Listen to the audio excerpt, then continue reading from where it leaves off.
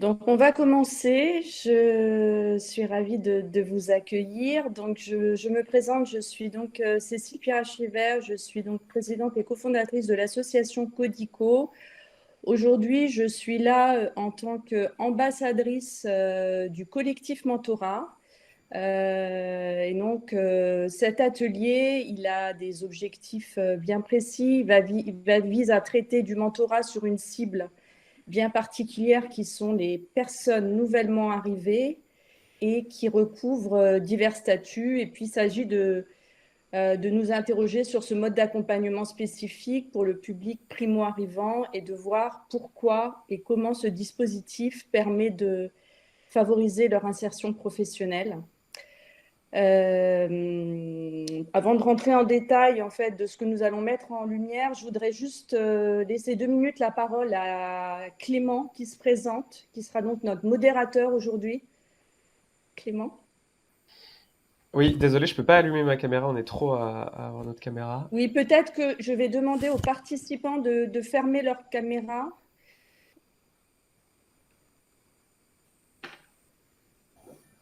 Super. Ouais, bonjour à tous. Moi, je travaille chez Duo for a Job, donc qui est une association qui travaille avec le public réfugié. Et effectivement, je modérerai vos questions, entre guillemets. En fait, il y aura un temps d'échange, comme Cécile l'a dit, à la fin.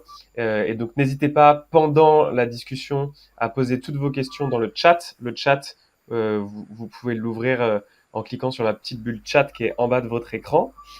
Posez vos questions. Je prends soin de toutes les retenir dans un document et de remonter celles qui reviennent le plus régulièrement à la fin aux intervenants pour qu'ils puissent échanger à ce sujet. Merci Clément. Lucie sera notre community manager. Lucie, je te laisse te présenter. Je vous invite à couper vos micros, s'il vous plaît.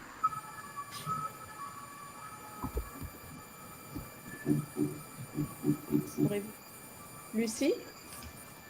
Oui, bonjour. Je suis en charge de la communication chez Codico et je vais retranscrire ce qui va être dit lors de cette table ronde sur le compte Twitter du collectif Mentorat. Voilà, je vous encourage à suivre et partager ce qui sera dit suite à la table ronde. Merci. Donc, juste pour préciser, nous allons enregistrer cette séance puisque à la fin de cet événement, vous pourrez recevoir du coup un compte rendu et du coup l'enregistrement aussi de cet atelier. Voilà, c'était juste pour vous préciser. Donc aujourd'hui, nous allons dans cet atelier mettre en lumière les difficultés et les freins que subissent justement les publics qui sont nouvellement arrivés sur le territoire et lorsqu'ils souhaitent s'insérer sur le marché du travail français. On a aujourd'hui la chance d'avoir différents interlocuteurs qui sont des experts de la thématique, qui sont donc les pouvoirs publics, une association, une fondation d'entreprise et une personne concernée. Et donc, nous allons pouvoir vous présenter des réponses adaptées qui permettent finalement de comprendre comment les personnes réfugiées ou les personnes nouvellement arrivées appréhendent au mieux le fonctionnement du marché du travail. Donc, cette table ronde, elle a pour vocation de faire ressortir des propositions, des bonnes pratiques autour de questions qui pourront éventuellement d'ailleurs nourrir demain vos futures actions de plaidoyer. Donc, pendant cet atelier, nous allons avoir le plaisir d'entendre Alain Régnier, donc ici présent, qui animera au départ cette table ronde, qui est donc le préfet au sein de la DIER. La DIER, c'est le délégué interministériel d'accueil et de l'intégration des réfugiés. Ensuite, en tant que représentante d'association, nous allons donc accueillir Mathilde Patureux, qui est responsable pédagogique et responsable de France, qui nous présentera donc un programme dédié au mentorat des personnes réfugiées. Ouais, Cécile, Cécile, je me permets de te couper. Il y a la communication est très compliquée. Je ne sais pas si ça vient de ton micro ou pas. Est-ce que tu peux juste faire un test de couper ton micro qu'on voit ça vient de chez toi? Parce qu'il y a un bruit de fond. Ok, ça vient pas de chez toi. On t'entend pas, toujours pas très bien, pas très fort, mais il y a un bruit de fond aussi. J'ai essayé de. Est-ce que tous les participants peuvent, s'il vous plaît, couper leur micro? Normalement, j'ai fait le tour et c'est le cas, mais il y a vraiment un bruit de fond qui est pas du tout Je sais que agréable. c'est un bruit de fond que j'entends depuis le départ, moi aussi, Ah mais là, il n'y a pas. Parfait, ça a coupé. Super. Merci à la voilà, personne quelqu'un a dû couper son micro, j'imagine. qui nous sauve et c'est beaucoup mieux. Je te laisse continuer. Très bien. Donc, la troisième personne que nous avons le plaisir d'accueillir aujourd'hui est donc Ophélia Duval, qui est responsable RSE au sein de la Fondation Vinci, qui nous partagera donc son expérience de mise en place d'un programme mentorat au sein de son entreprise à destination précisément de ces publics nouvellement arrivés. Et puis, on finira donc cette table ronde avec le témoignage d'une personne réfugiée, donc nouvellement arrivée en France, Lance Mincy, ici présent, qui a donc bénéficié, merci Lance, qui a donc bénéficié du mentorat tout au long de son parcours d'intégration grâce à une association Duo for a Job. Voilà, donc merci à vous pour votre présence. Donc, juste pour préciser, donc, il y aura un temps d'échange de questions-réponses de 30 minutes à la fin. Donc là, ces interventions vont nous prendre environ 40 minutes, c'est-à-dire qu'il y a 10 minutes à un quart d'heure maximum par intervenant. Vous pouvez utiliser évidemment le chat, hein, on vous encourage vivement à utiliser le chat et s'il vous plaît, gardez bien votre micro coupé. Donc, on va commencer avec Monsieur Régnier. Donc, vous travaillez au sein de l'ADIER. Est-ce que vous pouvez nous présenter, parce que j'imagine que pour certains, ça va être une découverte, vous pouvez nous présenter l'ADIER, son rôle, puis nous apporter des éléments de contexte, peut-être sur les enjeux que rencontrent les personnes réfugiées en France pour s'insérer dans le marché du travail? Bien, bonjour à tous. Merci de cette invitation pour ces deuxièmes assises du mentorat. Je pense que c'est très bien que l'ensemble des acteurs se soient regroupés et créé ce collectif et au travers de cette deuxième journée de promouvoir un certain nombre d'actions, de plaidoyers. L'époque s'y prête puisque effectivement nous sommes dans un temps démocratique important dans la société française qu'est l'élection présidentielle.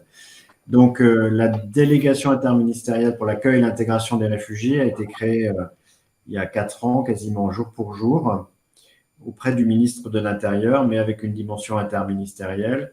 C'est une petite équipe projet d'une dizaine de personnes, plus une équipe numérique également d'une dizaine de personnes maintenant. J'y reviendrai sur la dimension du numérique. Voilà, nous essayons sur tous les champs à la fois de promouvoir une approche globale de l'intégration, de mettre au centre la personne, ses besoins, là aussi j'y reviendrai, et de tenter avec vous tous de travailler au narratif, à la manière dont on parle de l'immigration, de l'intégration. On voit que cette question est malheureusement centrale dans cette période électorale. Donc, de quoi parle-t-on? En France, il y a fin 2021 près de 500 000 personnes qui ont une protection internationale. C'est le double depuis par rapport à 2013. Donc, c'est important en termes de personnes protégées. Ça, vraisemblablement, les 2 prochaines années seront à des niveaux de 50 à 60 000 personnes par an. Donc, on va continuer sur cette forte progression de l'accueil. Je dirais malheureusement, compte tenu de l'environnement mondial et de tous les problèmes géopolitiques, les problèmes environnementaux qui nous concernent tous sur cette planète. Donc, cette question, elle est devant nous pour le XXIe siècle. Par ailleurs, chaque année, plus de 160 000, 180 000 personnes entrent légalement sur le territoire au titre du regroupement familial, au titre en tant qu'étudiants. Donc, si on a une vision un peu plus large que les seuls publics ayant une protection internationale. C'est 230 000 personnes par an qui rentrent légalement sur le territoire français. Donc, ces publics, ces personnes ont des profils extrêmement variés, avec un risque bien pointé par l'ensemble des partenaires, et ce depuis de très nombreuses années, voire décennies, c'est que le migrant a une forte probabilité d'être déclassé dans la société d'accueil.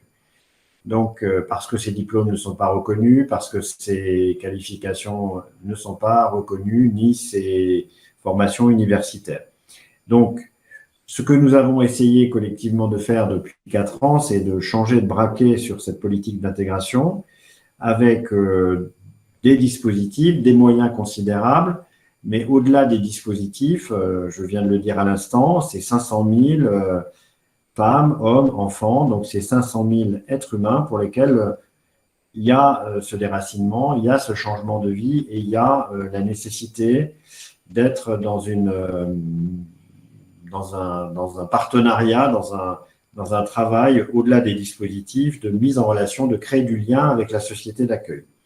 Donc, c'est ce que nous essayons de faire et c'est dans ce sens-là que, au travers de la jeunesse, j'ai souhaité développer un axe de service civique. Donc, le signal aura l'occasion le 11 février prochain de présenter les résultats de ces 4 années, mais d'ores et déjà, je peux vous dire qu'il y a plus de 10 000 missions de service civique qui ont été remplies, et dont 1000 pour des jeunes réfugiés, donc c'est considérable.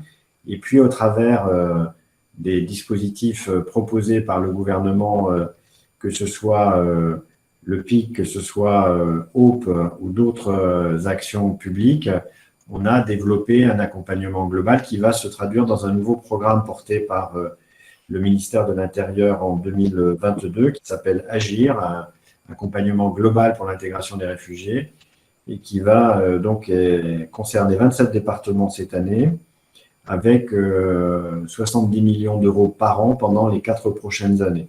Donc, des moyens considérables, mais on ne réussira pas si on ne met pas les personnes en relation avec d'autres Français, d'autres résidents sur le territoire français, de manière à construire des relations. Je parle souvent du français comme étant un exemple. Beaucoup d'entre nous, notamment les plus âgés, ont fait des années d'anglais ou de langue étrangère sans être capable, pour la première fois, on est allé dans un pays, de parler et de pouvoir s'exprimer simplement. Donc, avoir 200 heures, 400 heures, 600 heures d'apprentissage du français, qui peut parfois prendre jusqu'à 2 ans de vie, si vous ne pratiquez pas la langue avec des Français, vous aurez beaucoup de mal. Et dans l'entreprise, donc, toutes les démarches, j'ai passé un accord il y a 3 ans avec les groupements des GEC, les groupements d'employeurs pour l'insertion et la qualification. La dimension de l'accompagnement, du parrainage, du mentorat est vraiment au centre de tout ce que l'on veut développer.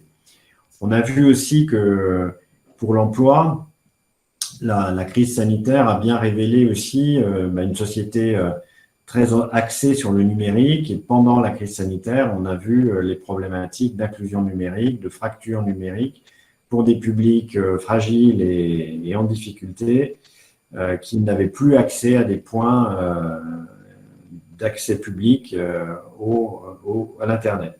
Donc là aussi, l'objectif, c'est de poursuivre cette mise en relation, c'est de simplifier l'accès à l'information. Donc peut-être, si vous ne la connaissez pas, cette application qui est maintenant sur smartphone depuis le 30 novembre, qui s'appelle réfugiés.info, qui aujourd'hui a 400 fiches de dispositifs.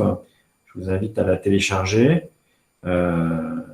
L'État va consacrer 1 million d'euros cette année pour développer ce projet dans les territoires. L'objectif, c'est encore une fois qu'un réfugié, un aidant, un accompagnateur à Dijon, à Grenoble, à Strasbourg puisse se connecter pour rechercher une offre d'apprentissage du français, pour pratiquer du sport, pour accéder à la culture, trouver donc une mise en relation localement avec donc des gens qui vivent à côté de chez vous.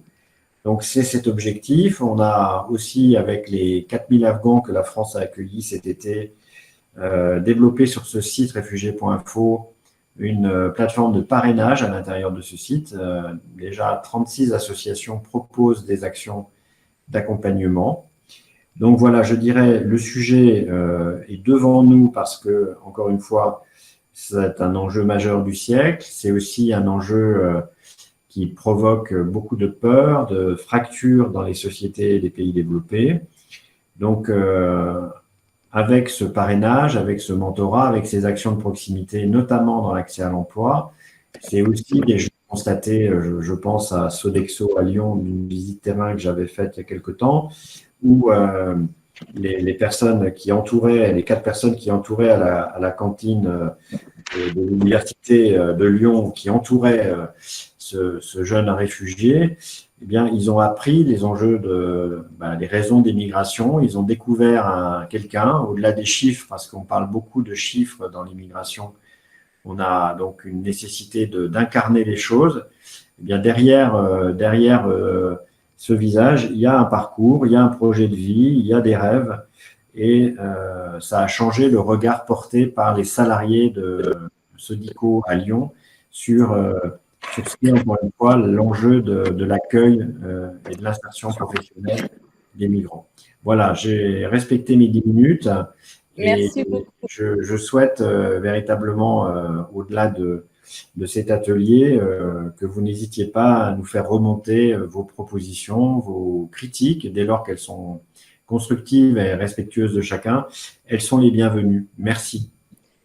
Merci beaucoup, Monsieur Régnier, pour ces éclairages qui nous permettent, je pense à tous, de mieux comprendre déjà le contexte actuel, les distinctions entre les différents statuts qui prêtent souvent à confusion et l'enjeu de l'intégration donc qui passe par l'emploi, mais surtout l'importance de la création de liens pour changer ce fameux regard. On va passer maintenant la parole à Mathilde Patoureau, qui est donc responsable pédagogique Île-de-France au sein de Codico, qui va nous présenter du coup un exemple de programme d'accompagnement qui est donc porté par l'association Codico, et plus spécifiquement un exemple de programme de mentorat à destination des personnes réfugiées. Merci Cécile.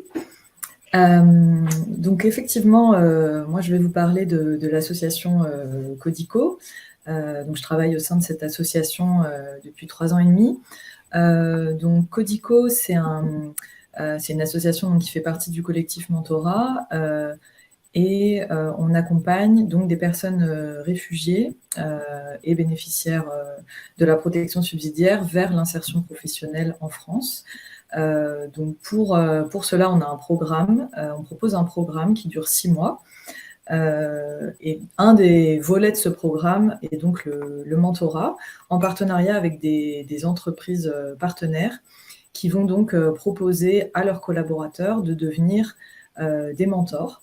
Et donc les personnes réfugiées seront accompagnées par une personne dans le cadre d'un dispositif de mécénat de compétences en entreprise. Donc c'est la particularité de nos mentors. Ils sont tous, ils viennent au titre d'une entreprise qui leur permet de jouer ce rôle de mentor. Et donc Codico, pour resituer à peu près notre action, on existe depuis un petit peu plus de 5 ans sur 4 territoires. Donc Paris, Tours, Strasbourg et Rennes. Et depuis 2016, c'est plus de 950 binômes qui ont été accompagnés par l'association. Donc au sein du programme, de ce programme d'accompagnement, donc on a le volet mentorat qui va être constitué de rendez-vous en binôme à peu près tous les 15 jours pendant une période de 5 mois. Donc chaque participant réfugié du programme rencontrera son binôme sur le lieu de travail et sur le temps de travail quand les conditions sanitaires le permettent. Donc tous les 15 jours, ce qui fait une dizaine de rendez-vous d'1h30 à 2h. Et en parallèle de cet accompagnement individuel, on a aussi un dispositif d'accompagnement collectif avec une dizaine d'ateliers proposer aux personnes accompagnées, qui sont des ateliers autour des thématiques de la recherche d'emploi, construire son CV, comprendre un contrat de travail, se préparer à un entretien d'embauche, écrire une lettre de motivation. Voilà, donc quelques exemples de thématiques. On propose aussi un renforcement de l'apprentissage du français, un module d'initiation aux bases de l'informatique, et puis voilà, quelques événements à vocation plus sociale et de créer du lien, notamment un événement sportif. Donc voilà, en quelques mots, ce dispositif. Et donc à Paris, on accompagne 90 personnes tous les 6 mois. Et dans les autres territoires, on est sur des groupes de 25 personnes accompagnées tous les 6 mois et autant de mentors en entreprise. Merci Mathilde. Ce qui serait intéressant, c'est que tu nous présentes un peu les freins que tu as pu identifier avec ce public. Alors effectivement, la spécificité du public réfugié ou primo-arrivant, comme le disait Monsieur Régnier, c'est on pense avant tout à la barrière de la langue, qui est vraiment une réalité pour des personnes qui arrivent en France. Et on sait que dans leur parcours de migration, elles n'ont pas nécessairement choisi de venir ici, de venir en France, donc il n'y a pas forcément un lien préétabli ou une connaissance de la langue avant d'arriver. Et ça, c'est vraiment un frein à l'insertion professionnelle. C'est pour ça aussi que chez Codico, on a décidé, même si ce n'est pas notre cœur de métier, on n'est pas un organisme d'apprentissage du français, mais on a décidé, au fur et à mesure de l'évolution du programme, de proposer des activités, des cours de français, des ateliers de conversation, des ateliers d'écriture, un MOOC pour soutenir l'apprentissage du français, qui est vraiment une barrière très très forte dans l'insertion professionnelle. Il y a aussi des problèmes sur la reconnaissance des diplômes ou des expériences des personnes ou de leurs compétences, notamment tout ce qui a pu être obtenu à l'étranger, en fait, donc une expérience ou des compétences acquises à l'étranger, un diplôme acquis à l'étranger, dans les pays d'origine des personnes qu'on accompagne, sont souvent très peu reconnus en France. Donc ça nécessite de repartir à zéro, voire de changer de projet professionnel, parce qu'il y a des professions réglementées, et donc on est obligé d'avoir un diplôme français pour pouvoir pratiquer cette profession en France. Donc ça, c'est un véritable frein aussi pour toutes ces personnes. Et puis après, il y a des problématiques aussi de plus d'ordre administratif, social, des problèmes d'accès au logement qui vont venir impacter la recherche d'emploi et puis l'insertion dans le monde du travail. Aussi des problématiques d'ordre psychologique qui peuvent ressurgir à un moment où ces personnes commencent un petit peu à sortir d'une situation d'extrême urgence et envisager une reconstruction en France. Donc ça pose aussi des questions par rapport au mentorat, parce que les mentors sont parfois confrontés à la problématique de la limite, jusqu'où va leur accompagnement. Est-ce qu'ils sont là vraiment, à la base, ils s'engagent pour accompagner sur l'insertion professionnelle, mais une fois qu'un lien est créé avec une personne et qu'elle se retrouve confrontée à ces autres problématiques, c'est très difficile de prendre de la distance et de dire moi, mon rôle s'arrête là. Et donc, nous aussi, notre objectif chez Codico, c'est d'offrir un cadre pour que les mentors puissent s'adresser à nous, et on prend le relais, même si on n'a pas la réponse à tout non plus, sur certaines problématiques très complexes comme le logement. On n'a malheureusement pas de solution miracle à proposer, mais on fait en sorte que les mentors puissent passer le relais pour se concentrer sur leur action à eux, qui est vraiment l'insertion professionnelle, le développement du réseau. Vas-y. Oui, juste, est-ce que tu pourrais rentrer un petit peu dans la spécificité justement de ce programme de mentorat? Quel impact en fait il a sur les personnes réfugiées? En quoi finalement le mentorat, c'est quand même un outil d'intégration pour les personnes qui est assez puissant? Juste avant ça, pardon Mathilde, désolé, je te coupe. Oui. Est-ce que, pas à tout hasard, tu as des écouteurs ou un autre micro? Parce qu'il effectivement, il y a une personne qui se plaint dans le chat, et je suis assez d'accord. J'ai un casque, je vais voir si, j'espère qu'avec le casque, ça sera un peu mieux, mais...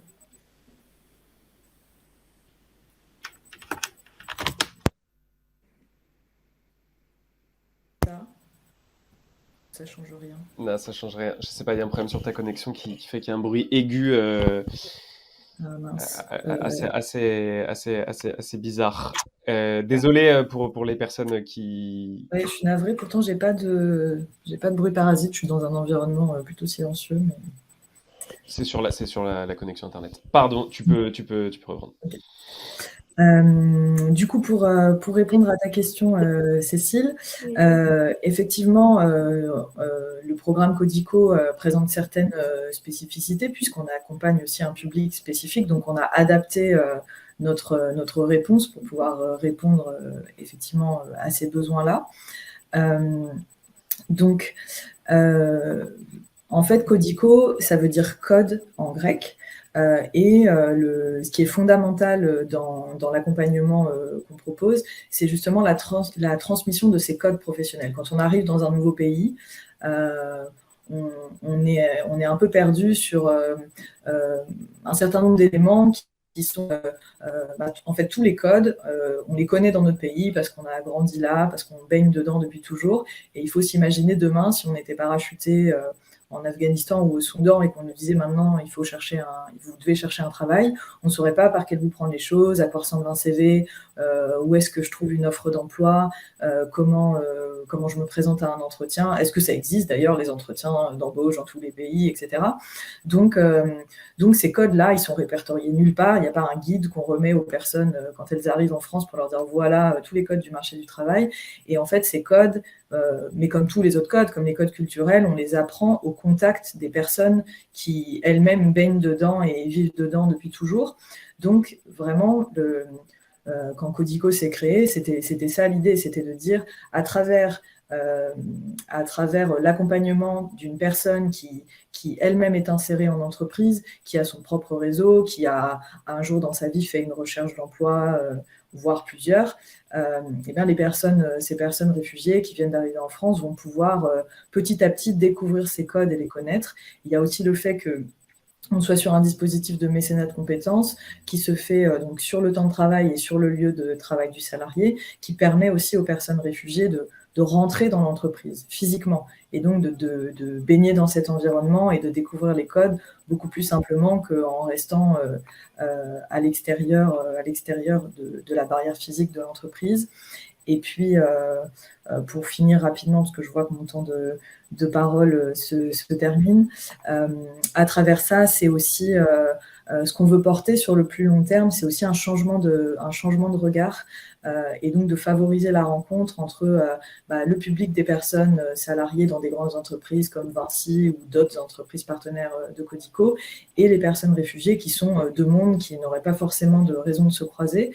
Et en favorisant cette rencontre, ça permet finalement de normaliser la présence des personnes réfugiées dans le monde de l'entreprise et de se rendre compte qu'en fait, voilà, derrière ce mot réfugié, c'est juste un statut administratif, mais que ce sont des personnes, des individus qui ont des projets propres et voilà, beaucoup de compétences et d'engagement à apporter à des entreprises en France. Merci beaucoup Mathilde, ça permet justement de faire une parfaite transition pour aller dans le monde de l'entreprise et donc d'aller plus loin dans l'accompagnement des personnes, de s'adresser précisément aux entreprises qui sont finalement les acteurs clés pour l'insertion et qui vont donc permettre, grâce au mentorat de personnes réfugiées ou nouvellement arrivées, d'être immergées pleinement dans le milieu du travail et aussi peut-être d'avoir un impact sur ce fameux justement changement de regard puisque finalement en s'adressant aux entreprises, on s'adresse aux salariés qui peuvent justement parler autour d'eux et qui peuvent, de par leur réseau personnel, professionnel de l'industrie, faire quelque part changer ce regard sur ces personnes. La question, elle interroge beaucoup les entreprises. Donc, on va s'adresser maintenant à Ophélia Duval, qui est donc la responsable RSE de la Fondation Vinci pour l'Île-de-France et la Normandie. Ophélia, en fait, comment mettre en place un programme de mentorat en entreprise? Est-ce que c'est vraiment compliqué? Bonjour à tous et merci de cette invitation. Alors, le programme de mentorat, donc je travaille au sein de la Fondation Vinci, qui appartient donc au groupe Vinci, qui est un grand acteur dans le secteur du BTP. On a mis en place un programme de mentorat en s'associant à Codico. On a d'autres programmes de mentorat sur plutôt le scolaire avec des associations du collectif mentorat. En l'occurrence, là, la table ronde est vraiment sur le mentorat de personnes réfugiées. Et on a mis ça en place il y a 4 ans. C'est venu de la part d'un collaborateur en fait qui connaissait l'association Codico, donc on a regardé de plus près son projet.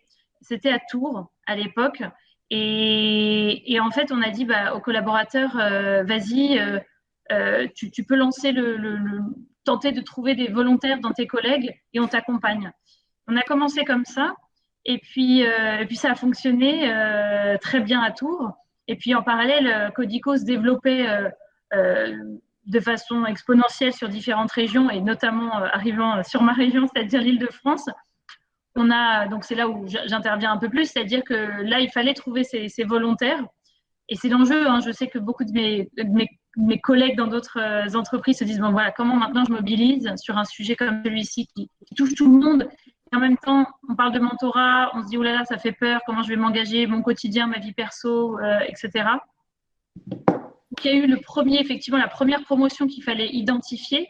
Donc là, j'ai la chance aussi d'avoir pu bénéficier d'un certain nombre de collaborateurs, parce que le groupe Vinci est quand même grand. Donc en Ile-de-France, on a pu transmettre le message, le diffuser énormément. Et on a eu des collaborateurs qu'on n'attendait pas d'ailleurs. Alors on va se dire, ça doit être des RH, mais pas forcément, pas du tout. D'ailleurs, c'est très mixte. Des personnes qui ont été sensibles par le sujet et puis par l'accompagnement qui était proposé que Mathilde vous a présenté juste avant, l'accompagnement de Codico. En fait, ça rassurait les collaborateurs de se dire, OK, en fait, ma fondation, mon entreprise valide cette proposition, donc je suis rassurée. C'est pas moi qui vais aller chercher une asso que je ne connais. Là, il y a le côté, bon, ça a été validé. Et ensuite, donc j'ai plus confiance. Et ensuite, le choix de travailler avec Codico, mais il y a évidemment aussi d'autres associations, mais de se dire, c'est un programme clé en main. Le collaborateur, moi, je sais que quand je propose ce programme, il va être accompagné, il va être contacté par l'association dès le début, parce qu'il s'est proposé comme volontaire, et ensuite, il va être accompagné dans son mentorat s'il a des questions, s'il est en doute, parce qu'évidemment, c'est pas du tout facile d'accompagner une personne. Donc forcément, on se pose des questions en tant que mentor pour faire le meilleur accompagnement possible. Donc là, Codico à chaque fois est présent. Je ne vais pas détailler, mais ils organisent plein de réunions, voilà, où vous n'êtes pas obligé d'assister, mais qui sont en visio, qui permettent d'échanger entre pairs. Voilà, donc ça a permis de rassurer les collaborateurs quand j'échangeais avec eux pour leur proposer ce programme. Et puis après, de façon très pratico-pratique, on a un outil, comme de nombreuses structures aujourd'hui, c'est un outil en ligne qui permet de poster la mission. C'est une plateforme d'engagement, donc on travaille avec Wenabi. Et là, les collaborateurs accèdent à la mission qui est très bien détaillée, où ils peuvent même avoir une petite vidéo d'un collaborateur qui a déjà participé à Codico. Et ça aussi incite les volontaires à s'engager en disant mon collègue, tiens, je le retrouve, c'est lui qui s'est engagé, il a tel poste, moi aussi je peux m'engager dans ce cas-là. Donc il y a ce côté aussi pour motiver les troupes de témoigner, de faire témoigner les volontaires qui ont participé. Okay. Et je vais juste préciser aussi, parce que le groupe Vinci, on va dire ok, c'est un énorme groupe, moi mon entreprise, c'est une petite entreprise, elle va peut-être pas pouvoir s'engager dans un programme comme celui-ci. Et en fait, c'est un grand groupe Vinci, mais c'est plein de filiales. On a plus de 3000 filiales dans le groupe, donc en France. Donc en fait, je pense qu'à l'échelle d'une entreprise PME, c'est tout à fait possible d'envisager le programme d'un programme de mentorat. Merci de bien nous avoir expliqué un petit peu comment vous mobilisez. Donc, c'est un mix, en fait, finalement, avec de la communication auprès des collaborateurs et puis l'aide de plateformes qui se développent pour pouvoir positionner finalement l'offre d'un programme de mentorat. Est-ce que vous pouvez maintenant, s'il vous plaît, Ophélia, nous expliquer en fait ce que, avec votre expérience, vous avez pu constater sur les mentors et les mentorés? Est-ce que vraiment le mentorat, c'est un enrichissement mutuel? Je crois que vous avez été d'ailleurs mentor, donc est-ce que peut-être vous pouvez nous partager un petit peu votre expérience? Alors, je vais d'abord parler des collaborateurs dont j'ai le souvenir, enfin des binômes, puisqu'on est plus sur des binômes, oui, dont j'ai le souvenir avant de parler de mon expérience, puisque en plus, voilà, je me suis dit, il faut aussi que je teste moi-même le programme. Mais avant ça, j'ai des belles histoires, parce que grosso modo, on est sur Pour donner quelques chiffres, donc je vous ai dit, Strasbourg, Tours, Nantes et Paris. C'est là où la Fondation Vinci a mis en place le programme avec les entreprises de Vinci.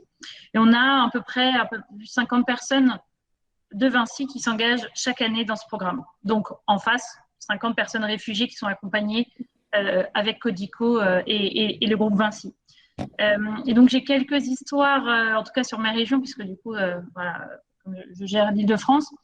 Je pense à Goulam, d'ailleurs, que j'ai rencontré dans le cadre des 5 ans de Codico. Et Goulam, en fait, c'est un participant réfugié d'une ancienne promotion qui est originaire d'Afghanistan. Bon, déjà, j'étais impressionnée par son français, mais son niveau, mais vraiment, ça dépasse tout le monde. Et ça, je pense que c'est quand même un cas exceptionnel, mais c'était incroyable après 3 ans arrivé en France. Mais au-delà de ça, Goulam, il a été accompagné par une de nos collaboratrices, qui s'appelle Lucille. Ils ont eu ce programme ensemble, donc moi, c'est là où je suis moi, parce que je sais que Codico va faire le suivi pendant les 6 mois, sinon il m'appelle s'il y a un problème. Mais donc, le programme se fait. Et Lucille m'a écrit plusieurs fois en me disant, mais franchement, c'était une très, très belle découverte, un enrichissement. Je ne m'étais jamais tournée vers... j'avais pas fait d'action de solidarité. Je lisais la presse, en fait, c'est ce qu'elle me disait. Je lis la presse, je me rends compte de la situation d'un point de vue rapide. Hein. Mais là, d'avoir eu la possibilité d'être en binôme avec des moments privilégiés, d'accueillir la personne dans son entreprise, de pouvoir lui présenter ses collègues, la personne a été, Lucille, donc la mentor, ça l'a vraiment enrichi. Et évidemment, Goulam également, hein, quand j'échange avec lui, maintenant, bon, alors c'est une très très belle histoire, parce que maintenant il est chez Vinci Énergie, donc il fait partie du groupe Vinci en alternance. Chaque fois, toute issue ne se termine pas chez Vinci, on essaye quand le projet professionnel de la personne est adapté et qu'il y a une opportunité, évidemment. Mais en tout cas, il est arrivé chez Vinci Énergie et son chef d'entreprise me disait il est aussi, il est plus qu'impliqué dans l'entreprise et il est plus qu'accueilli. Voilà. Donc on va dire dans ce que gagne un collaborateur, il y a tellement de choses, la liste est non exhaustive et puis ça va dépendre aussi de sa relation, mais c'est surtout découvrir au-delà de ce qu'on a pu lire, de débats qu'il peut y avoir, c'est échanger un temps qui est hyper précieux qu'on ne peut pas avoir quand on n'est pas dans un programme comme celui-ci. Hein, donc ça, c'est vraiment un super enrichissement.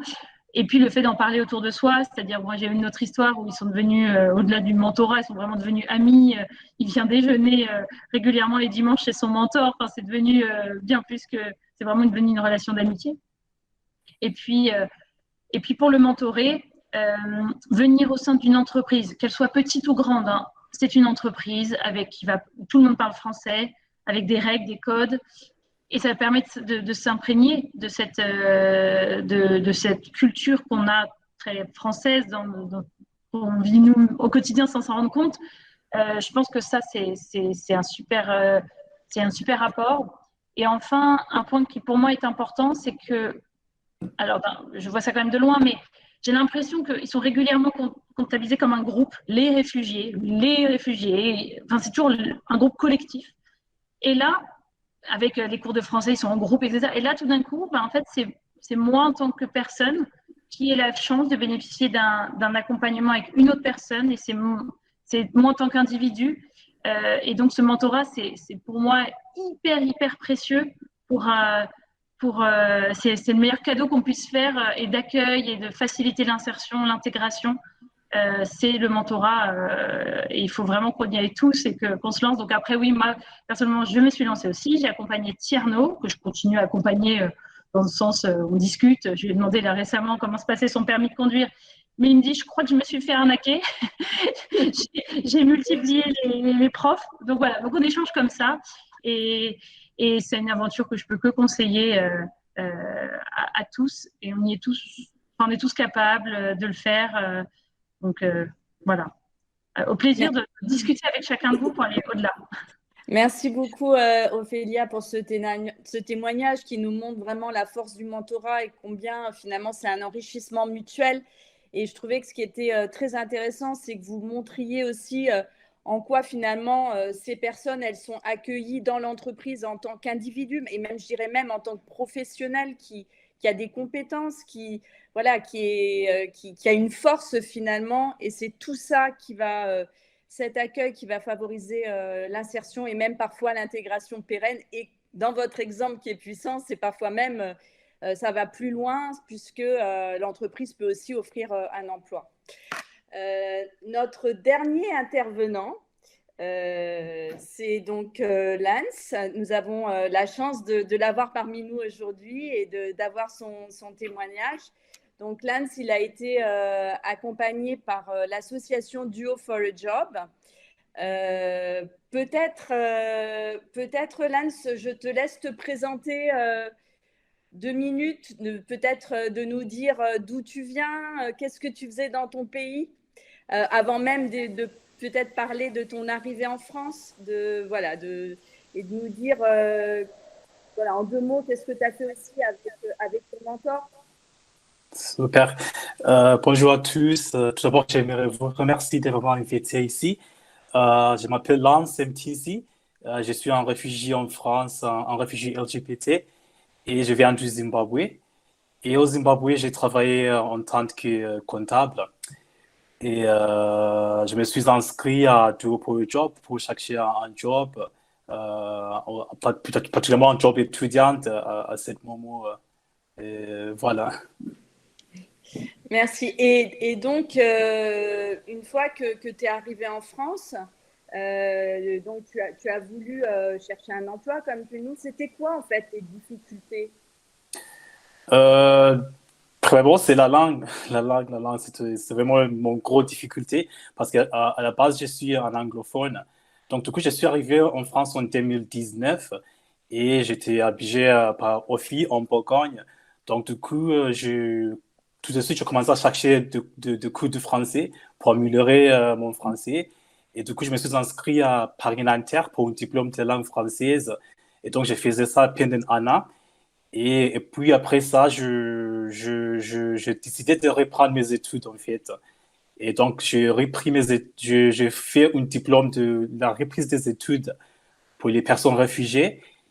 Et après avoir terminé ça, j'ai eu mon statut de réfugié. Donc, c'est où j'ai contacté Duo for a Job pour chercher un job. Et donc, premièrement, oui, c'est la langue. Et aussi, je peux dire, les pays sont différents en fait. En fait, je ne savais pas où chercher un job, qui parlait, quoi faire. J'étais vraiment perdu, j'étais vraiment bloqué. Et comment tu as croisé le chemin de Duo for a Job? En fait, j'étais en Facebook et j'ai vu en annonce qu'ils étaient en train de chercher des personnes pour suivre cette mentorship. Donc, avec mon statut de réfugié, je pourrais travailler. Donc, j'ai postulé tout de suite. Et Clément, il m'a contacté et il m'a mis en place avec mon mentor. D'accord. Et ce qui est intéressant, c'est que tu peux nous expliquer un petit peu comment ça s'est passé, ton accompagnement, comment ça s'est passé pour toi, pour la personne, en fait, nous expliquer un petit peu comment tu as vécu cette expérience de mentorat. D'accord. Je peux dire que c'était vraiment sympa parce que depuis qu'on a commencé, on était vraiment dans une ambiance amicale, on se tutoyait et je me sentis vraiment à l'aise, je me sentis accueilli. Et avec lui, il s'appelle Jérôme, c'est un homme plus âgé que moi. Et il m'a aidé à améliorer mon CV, on a mis des soft skills, on a travaillé sur la mise en page, on a travaillé sur la lettre de motivation, on a fait les simulations d'entretien d'embauche. Et aussi, en fait, je suis un peu timide, ou peut-être que c'est parce que j'étais dans un nouveau pays. Je me sentis un peu bloqué et lui, il m'a aidé à retrouver confiance sur moi.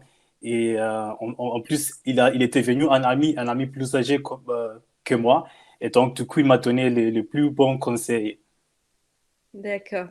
Bah, écoute, merci beaucoup pour ce retour d'expérience qui montre vraiment la force du mentorat, comment ça aide finalement le mentoré à vraiment reprendre confiance, mais aussi au mentor qui s'enrichit et qui devient souvent un ami. Donc, merci pour ce partage. On va prendre maintenant un temps, donc je vais donner la parole à Clément Il y a probablement plusieurs questions dans le chat. Donc, Clément, je te laisse la parole. Ouais, mais pas de questions en fait dans le chat depuis le début de la présentation. Ah bon, d'accord. Je ne voyais pas le chat. D'accord. Je ne sais pas si il y a des choses que vous souhaitez qu'on aille un peu plus en détail. Aussi bien une entreprise peut-être sur la mise en place d'un programme de mentorat. Peut-être Ophélia, est-ce que vous pourriez un peu revenir en fait sur le détail de la création peut-être de liens avec une association pour mettre en place un programme de mentorat? Demain, il y a une entreprise voilà, qui a envie de mettre en place un programme de mentorat. Comment elle s'y prend? Alors, comment elle s'y prend? Bon, de façon assez simple, hein, elle rencontre l'association, ça y est, c'est acté, vous décidez de porter ensemble le programme. Évidemment, l'enjeu, c'est de le faire connaître. Ça va être tout l'enjeu. Surtout quand on débute sur ce sujet. Alors, soit vous êtes une entreprise, vous avez déjà plein de programmes, donc bon, vous êtes habilité, vous avez l'habitude. Si c'est vraiment la première fois, c'est bien d'engager autour de vous, autour de la table, des personnes, enfin d'engager, je veux dire, de mettre autour de la table des personnes sensibles à ces sujets et de démarrer avec des personnes un peu déjà convaincues pour ensuite déjà faire une première promotion, se dire, tiens, on commence avec 3-4 collaborateurs engagés dans ce programme, dans cette première promotion, puis ensuite on va augmenter. Et puis, dès qu'il y a une belle histoire, et en général, c'est très rapidement le cas, évidemment, d'en profiter pour faire un petit témoignage, que ce soit écrit. Enfin, ça, c'est des enjeux de communication, mais je parle vraiment de l'interne. Hein. L'externe, on s'en fiche. Vraiment, l'idée, c'est comment faire connaître le programme à vos collaborateurs. Et c'est le mieux, c'est pas des mails, c'est de faire venir un binôme en présentiel. C'est une petite vidéo, effectivement, ça peut bien marcher. On en a une qui vient d'être publiée, que j'ai vue il y a quelques heures, d'une collaboratrice de Vinci Immobilier. Ça donne vraiment envie parce qu'on se dit, c'est possible. Donc, moi, je dirais qu'essentiellement, c'est de démarrer petit et beaucoup d'efforts de communication et puis d'essayer surtout de voir aussi effectivement quand même du côté de la personne, des ressources humaines et de s'engager soi-même pour pouvoir être plus à même d'en parler. Je pense que c'est évidemment clé. D'accord. Et une question, est-ce que vous pensez qu'un programme de mentorat comme Duo for a Job ou Codico qui change finalement un peu ce regard, est-ce que vous pensez que ça a un impact en fait sur une politique RH plus inclusive? C'est évident. Après, je suis incapable de donner une mesure de ça. Je l'ai vu concrètement. J'ai eu une directrice de ressources humaines d'une filiale, hein, d'une petite entreprise de Vinci, me contacter au mois de décembre en disant je veux aller bien plus loin. Qu'est-ce qu'on peut faire? Rencontrons Duo for a Job, rencontrons Codico pour aller plus loin. Donc oui. Et elle a publié un témoignage dans la Gazette spéciale RH. Donc il y a des choses, il y a des effets, on ne va pas se mentir, c'est pas en un claquement de doigts, c'est intense, il faut mettre les bouchées doubles sur ce sujet. Mais effectivement, les belles histoires après de personnes intégrées dans l'entreprise, ça a eu un impact. Hein. Par exemple, on n'en a pas parlé, mais Tierno, que j'ai accompagné, qui est aussi maintenant chez Vinci Énergie, en alternance plomberie, forcément, ça a créé aussi l'équipe a été mise au courant de pourquoi, comment ça s'est passé. Et donc, le sujet de l'intégration des réfugiés a été mis au cœur des discussions. Donc, oui, il y a un effet, mais je ne peux pas le mesurer. Et il reste minime, on ne va pas se mentir. Il faut aller bien plus, il faut faire bien plus. Mais je sens qu'il y a un dynamisme et on n'est pas les seuls. Il y a plein d'entreprises petites, moyennes et grandes à se lancer sur le sujet. Et ça, c'est grâce aux associations qui sont présentes. Parce que sinon, on ne peut rien faire. Hein. S'il n'y a pas Codico, s'il n'y a pas Duo for a Job, on ne peut absolument rien faire. Et puis après, les personnes à chaque fois qu'on a pu rencontrer dans les différents programmes, ça donne vraiment envie d'y aller, de les aider. Merci pour ce retour, Ophélia. Clément, j'ai Ouais, l'impression qu'il y a Cécile. quelques questions là. Effectivement, les questions commencent à arriver. Voilà, il fallait lancer la dynamique, on y est arrivé. Ouais, merci beaucoup. Maintenant, ça défile. Je réponds juste à Aristide parce que je pense que j'ai la réponse. Monsieur Régnier ne travaille pas directement pour une association, il est délégué interministériel sur la question de l'accueil et de l'intégration des réfugiés. Donc il fait le lien entre les différents ministères pour coordonner les actions sur cette problématique-là. Hélène nous demande, peut-être pour toi Mathilde, si tu as des conseils quant à une formation spécifique pour les mentors, accompagnant des migrants, pardon. Quel sujet est-ce qu'il est intéressant de parler avec eux? Alors nous, on propose effectivement à l'entrée dans le programme une formation pour les mentors. On fait un focus assez important, enfin, c'est aussi notre choix chez Codico, c'est un parti pris sur les questions de statut. Parce que ça nous semble important que les personnes qui vont s'engager dans le programme se représentent bien. Il y a beaucoup de confusion en France entre qu'est-ce qu'un demandeur d'asile, qu'est-ce qu'un migrant, qu'est-ce qu'une personne réfugiée, un réfugié politique, économique, climatique. Donc, pour nous, c'est vraiment, c'est pas forcément quelque chose qui va être essentiel pour être dans le déroulement du programme, mais c'est très important d'avoir un peu les idées au clair et ensuite de donner les informations aussi aux mentors sur en fait, à quoi donne droit le statut réfugié. Donc, par exemple, automatiquement, quand on a le statut réfugié, on a un permis de travail. Donc, il n'y a pas de démarche à faire pour aider une personne à s'insérer. Donc ça, c'est un petit peu la base d'informations qu'on donne au démarrage. Et ensuite, on a aussi des échanges. Il n'y a pas de permis, hein. Enfin, il ne faut pas utiliser ce mot. On est dans le droit commun. Il n'y a pas besoin d'autorisation de travail. Donc, en tout cas, oui, c'est permis. Non, mais indiqué c'est important, je me permettais de préciser ça. Voilà, en tout cas, sur le titre de séjour, c'est bien indiqué autorisation à travailler. Voilà, c'est automatique en fait. Et puis, on donne aussi des éléments sur la posture. Donc quelle posture avoir. Et puis, comme je le disais tout à l'heure, les limites de l'accompagnement. Et tout au long du programme, nous, on va apporter aussi des outils et proposer des temps d'échange. Comme le disait Ophélia, il y a des temps d'échange entre mentors. Un certain nombre d'outils. Chaque binôme est suivi aussi par un bénévole référent de l'association.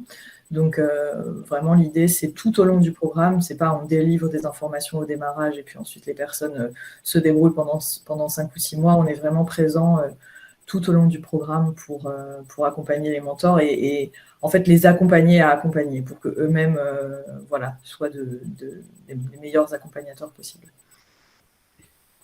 Merci Mathilde.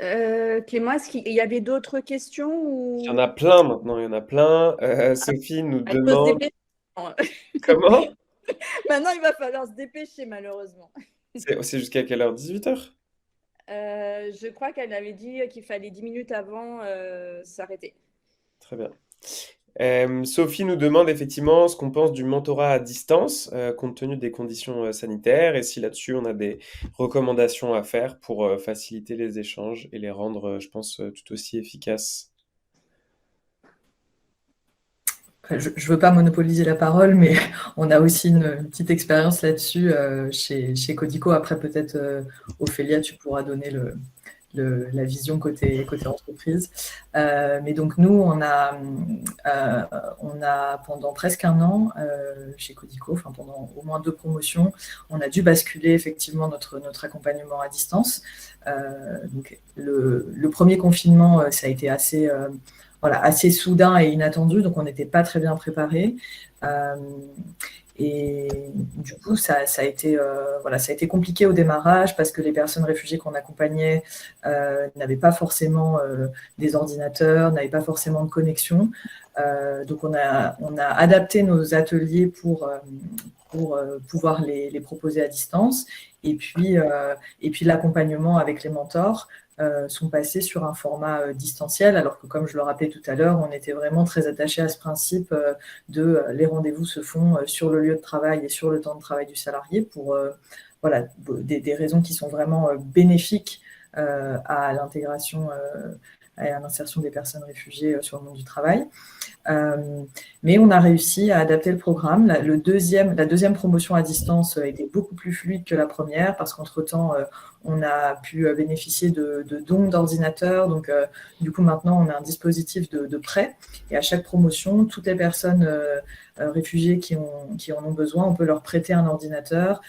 Grâce à un partenariat avec Emmaüs Connect, on a pu bénéficier de clés 4G pour donner des accès Internet aussi aux personnes qui n'en avaient pas.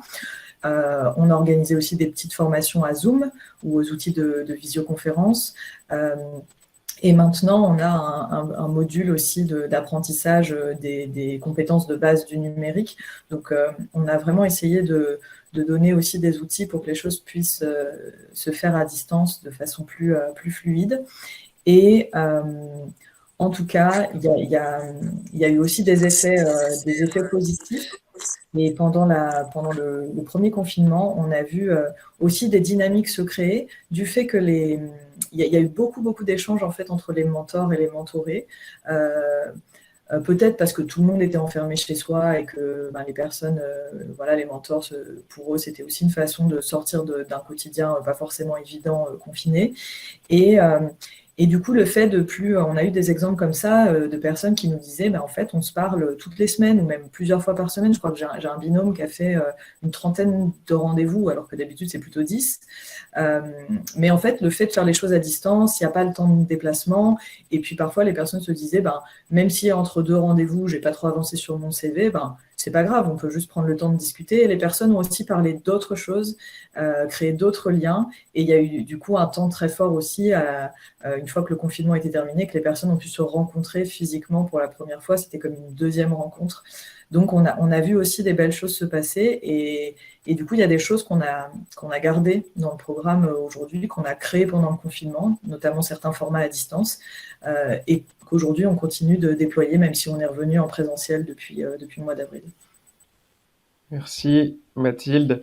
Et alors, peut-être une autre question pour Monsieur Régnier cette fois. Avant cette question, Swazik, tu as une question qui est très intéressante, mais peut-être avant de la poser, j'aurais besoin de plus d'explications. Si tu peux préciser dans le chat en quoi l'expérience que tu décris avait été compliquée. Merci. Et pour la question à Monsieur Régnier, que pense la délégation interministérielle sur la multiplication des acteurs comme Codico, comme Duo? On sait que le mentorat, c'est un type de programme qui a vraiment le vent en poupe. Est-ce que vous voyez ça d'un bon œil? Alors moi, je vois toujours d'un bon œil les initiatives qui émergent et qui contribuent encore une fois à créer un écosystème sur l'ensemble du territoire, parce que ce sujet n'est pas que francilien ou dans les métropoles, mais il y a aussi des enjeux en milieu rural, il y a aussi des enjeux en outre-mer. Donc, je pense que la diversité des acteurs qui sont apparus depuis une petite dizaine d'années, depuis 2013-2015 et plus récemment, moi, je suis encore une fois, je trouve que c'est très bien et que dès lors que tout le monde travaille ensemble aussi dans un certain nombre de projets à l'initiative publique, dans le cadre de consortiums, je pense que ça permet aussi de ne pas rester dans des tuyaux trop verticaux. Et donc, moi, je suis favorable. 2, ce qui m'importe, encore une fois, c'est la qualité et l'efficacité intelligente pour l'intégration. C'est un sujet de moyen et long terme. Donc, souvent, les décideurs politiques vont demander tout de suite, il faut des résultats, il faut montrer que ça marche. Bon, on est sur l'humain et donc, ce que nous entreprenons, le mentorat, le parrainage contribue à faciliter l'intégration et à permettre à la personne de réaliser son projet de vie en France. Et je pense que c'est important, plus ce projet est conforme à ce que la personne souhaite, plus la société retrouve son compte et donc plus il y a d'acteurs qui facilitent l'émergence de ces projets et qui concourent en dehors de l'entreprise proprement dit ou de l'économie sociale et solidaire, je pense que c'est une richesse. Et justement, par rapport à une période peut-être que j'ai plus connue il y a une vingtaine d'années où il y avait plutôt des oligopoles, là, on est face à une situation d'une grande diversité d'acteurs qui, à mon avis, est une source de richesse de la société française. Merci. Cécile, est-ce que j'ai encore le droit à des questions? On a le temps? On peut aller jusqu'à 18h, c'est bon. Ah, super, merci. Alors, justement, on est sur une table ronde de l'emploi des réfugiés. Et là, on dit qu'à travers le mentorat, on permet une meilleure intégration, je pense, de mieux équiper les réfugiés. Mais de l'autre côté, quand on parle d'embauche, il y a aussi les entreprises. Donc, Elsa nous demande si on a des conseils pour réussir à mieux convaincre les entreprises d'embaucher les réfugiés, notamment en contrat d'apprentissage. Évidemment, elle fait référence aux discriminations à l'embauche. Je ne sais pas qui veut prendre la parole sur ce sujet épineux. Ophélia, peut-être? Ouais. Alors, je vais apporter une réponse qui, je pense, ne sera que partielle. Malheureusement, je ne pense pas être assez compétente je ne suis pas avec les RH régulièrement, mais en tout cas, je vais donner mon expérience. En fait, un argument que j'ai utilisé une fois, c'est que, sous couvert que je ne me trompe pas sur les histoires de statut, donc n'hésitez pas à m'interrompre si je me trompe. Mais en fait, les personnes réfugiées donc, qui ont la protection sont inscrits, dans le cadre de leur recherche d'emploi, sont inscrits à Pôle emploi et donc peuvent faire une immersion en entreprise de 2 semaines. Le Pôle emploi, en l'espace de quelques minutes, rapidement, ils sont très contents de pouvoir faire une petite convention. C'est très simple à faire et les entreprises ne connaissent pas cet outil. Et donc, moi, j'ai dit au chef d'entreprise, je lui ai dit, Tierno, moi, je l'accompagne. Déjà, ça a beaucoup joué, cet argument de je l'accompagne, je rendez-vous toutes les semaines ou 2-3 semaines avec lui. Il vient à l'heure, il a les codes du savoir-être. Donc, déjà, donc ça rassure. Hein, voilà, on va pas se mentir, c'est comme ça que ça se passe.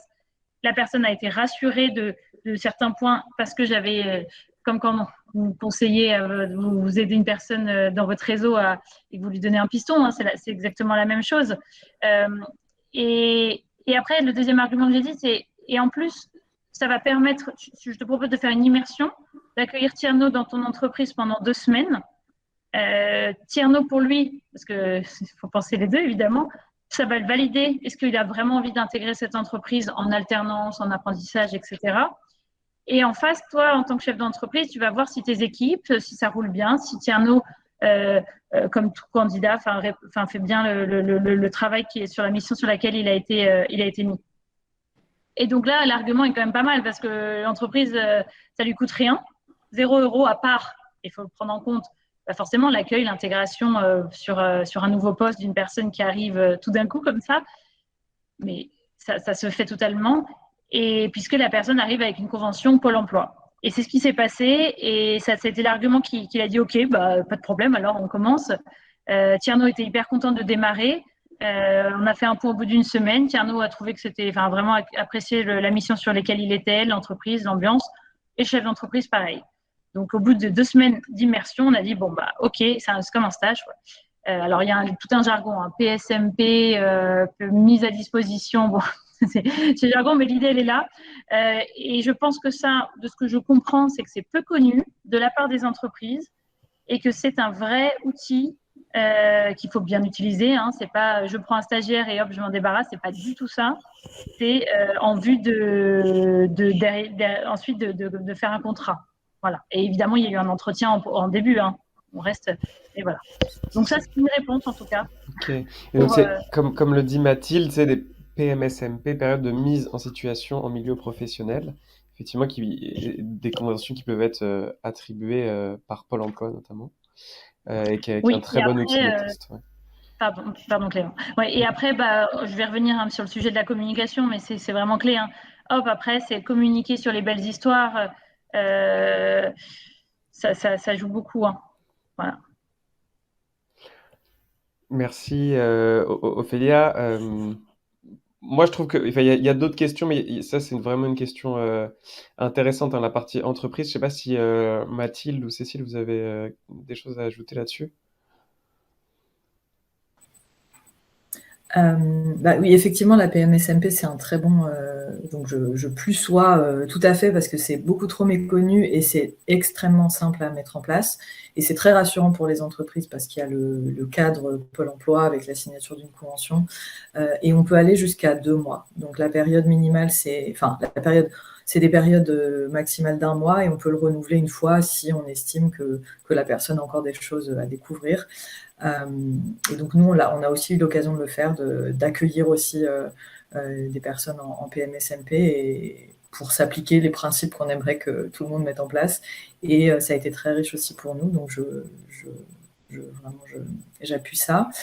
Et je pense que le mentorat, en tout cas, est vraiment un outil aussi puissant, comme on le disait déjà, sur ces problèmes de discrimination, parce que grâce au mentorat, on va pouvoir faire jouer du réseau, des connaissances, et en fait, quand je vois parfois toute la mobilisation nécessaire autour d'une personne pour l'aider justement dans des cas d'alternance, ça a souvent été ça, on a beaucoup accompagné une personne vers l'alternance, quand je vois toutes les personnes qui se sont mises en mouvement, que ce soit le mentor, que ce soit au sein de l'équipe Codico, que ce soit des bénévoles, on se dit vraiment une personne réfugiée toute seule qui vient d'arriver en France, elle n'aurait pas pu y arriver toute seule. Et donc vraiment, je pense que le mentorat et le réseau, toute la communauté qui peut graviter autour des mentors et des associations, c'est vraiment très très important. C'est pas du piston, c'est juste pour faire en sorte que le CV de la personne soit considéré et pas automatiquement jeté à la poubelle parce que la personne n'a pas un diplôme français ou n'est pas le profil très classique. Donc moi je suis vraiment persuadée de la force aussi des dispositifs de mentorat pour accompagner vers ces recherches d'alternance ou d'insertion. Merci Mathilde. Et donc Swazik qui a complété sa question, peut-être pour toi, Lens, qui parle du public étudiant et réfugié, et qui nous dit qu'à l'époque, avec la FEV, ils avaient tenté de capter ce public-là, que c'était pas évident, et elle s'interroge pour savoir si ce public-là a les mêmes droits que les autres, qu'un étudiant français. D'accord. Je peux dire, actuellement, moi-même, je suis un étudiant réfugié, donc je suis à Pantheon. Je suis une licence de l'économie et gestion. Et donc, je touche la bourse. Donc, le CRUS, il m'aide au niveau du logement et il paye pour mes études. Et aussi, j'ai l'aide financière de la bourse.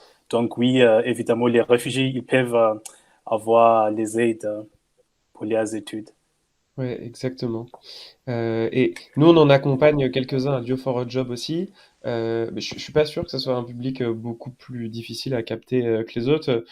Au contraire, c'est un public qui est en général très assidu, qui a déjà comment dire, une ambition, un parcours qui est fléché. Ils ont eu un projet en tout cas qui est assez bien défini.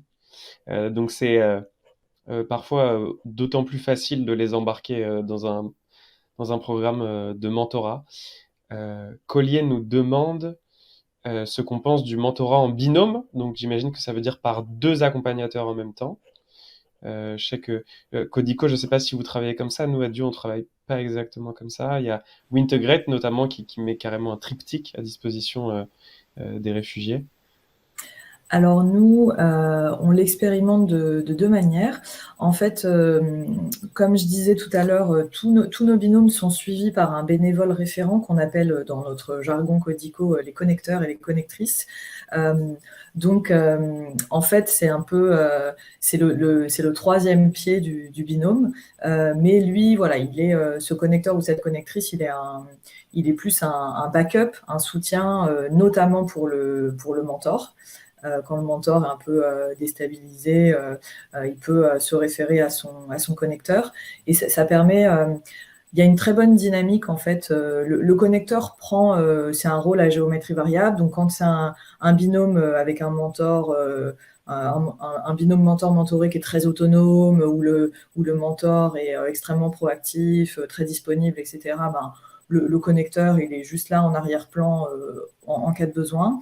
Et on a aussi des exemples de binômes qui deviennent en fait vraiment des trinos, mais il y a une telle entente entre les trois que finalement, j'ai plusieurs exemples en tête aussi où le connecteur peut prendre une place plus importante. Ça arrive parfois que le connecteur remplace le mentor si le mentor n'a plus la disponibilité ou est absent pendant un moment, a des urgences professionnelles ou autres. Donc ça fonctionne assez bien, mais du coup, c'est pas un véritable binôme d'accompagnateurs puisque il y a quand même le mentor qui est en rôle principal et le connecteur qui est plus là en remplaçant. Et après, dans quelques entreprises, on a pu proposer à des personnes d'accompagner à 2 mentors. Donc là, il y avait vraiment 2 mentors et en plus, il y avait un connecteur. Donc, il y avait 3 personnes qui gravitaient autour du mentoré. Mais ça, c'est quelque chose qu'on fait de façon plus limitée. C'était dans des entreprises où il y avait une forte demande pour participer au programme et on n'avait pas nécessairement autant de mentorés à mettre en face du nombre de candidats. Et ça fonctionnait bien quand c'était souvent quand c'était des collaborateurs qui venaient ensemble, qui avaient envie d'accompagner à 2, qui se connaissaient déjà. Et du coup, c'était un projet différent et ça permettait à des personnes, des mentors qui étaient peut-être pas très sûrs d'eux, pas trop en confiance, de se sentir rassurés par la présence de leurs collègues. Donc, on a aussi des exemples où ça a assez bien fonctionné, mais c'est pas quelque chose qu'on fait de façon généralisée. Merci Mathilde. Une question, la question qui reste, c'est de Ngo Lukingand. Et je suis pas bien sûr, peut-être que je vais te laisser la main, Ngo, si tu es là, si tu veux activer ton micro, parce que j'ai peur de déformer sinon la question. Oui, allô? Oui, Oui. oui, je suis là. Euh, en fait, moi, ma question, c'était par rapport à l'innovation sociale, puisqu'en fait, pour faire de l'insertion auprès des personnes migrantes ou réfugiées, il faut amener de nouvelles politiques et de nouvelles façons de faire.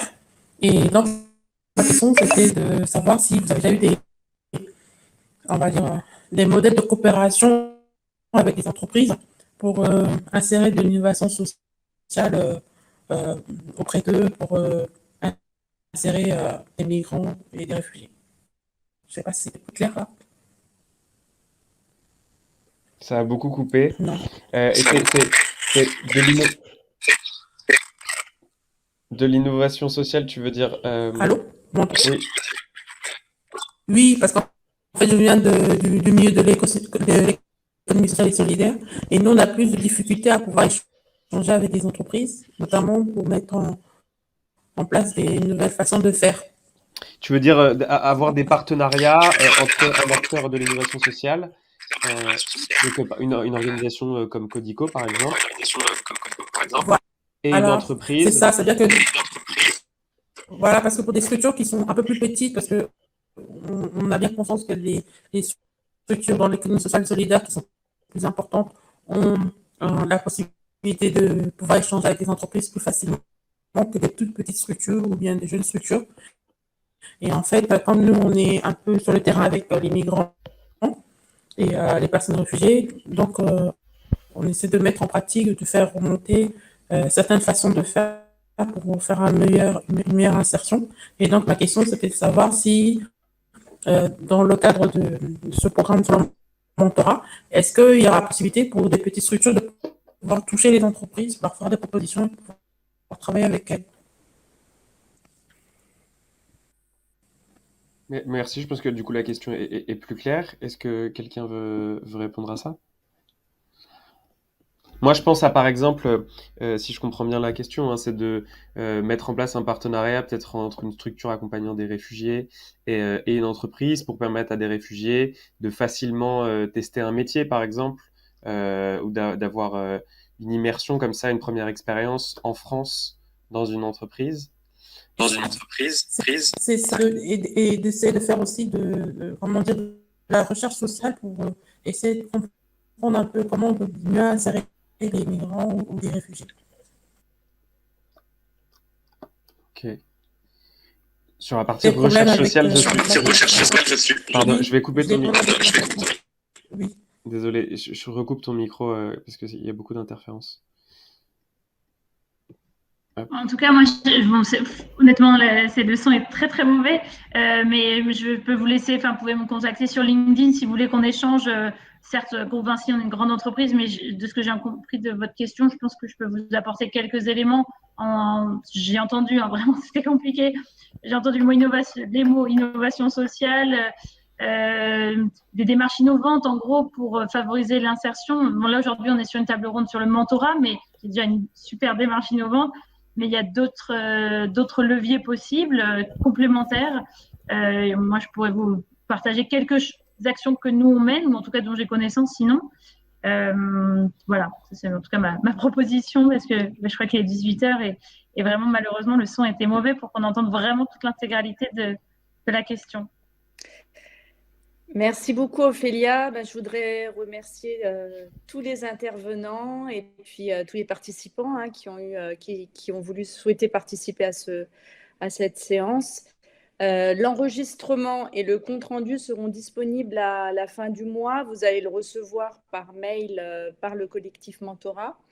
Là, vous avez la plénière qui reprend à 18h. Donc, je vous invite, si vous le souhaitez, à vous rendre en accédant en fait avec le bouton accès au direct et en quittant donc cette table ronde. Voilà, j'espère que vous avez passé un bon moment et puis n'hésitez pas à contacter les structures, à contacter la DIER si vous souhaitez plus d'informations ou Ophélia Vinci. Merci. Merci à tous.